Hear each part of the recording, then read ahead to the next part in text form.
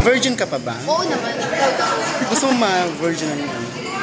Pangarap mo? Grabe ka, Ernie. Si Kuya talaga? Kwento nyo naman itong I Love You Oo. to Death. Tungkol saan yung story? Kasi ang ganda ng I trailer. love you to Story. death. Ako yung character na patay kay Kiray. Literal. And Pero patay ka. siya yung medyo nagdadalawang isip kung itutuloy niya yung kasal sa akin. Kasi Miss Universe kasi siya sa simula ng ko. Ganun siya kaganda.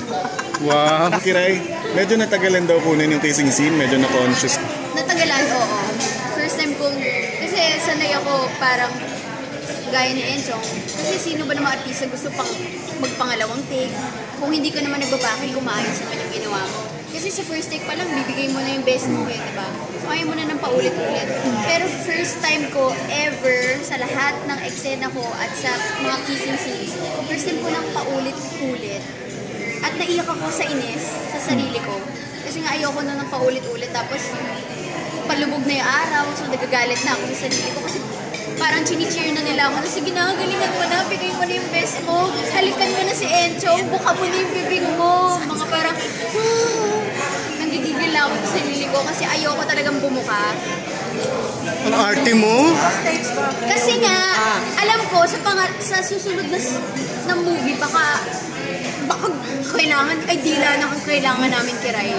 Kasi, alam ko, binigay ko dito, mas grabe na sa susunod. Nalawayan ka? Best in laway si Enzo. Hindi, grabe siya umalis. Paano grabe? Ano yun? Parang pag galing siya ng lower lip, aakit pa siya ng upper lip. Enchong, ano masasabi mo doon sa mga sinabi ni Kiray? Well, I'll take it as a compliment siguro. And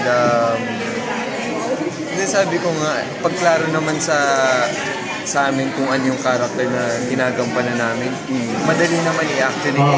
Doon naman sa character, ako talaga yung patay kay Kiray. So, I really need to show that I'm the one who's really eager to kiss her. Diba? Kaya okay lang naman din yung kay Kiray.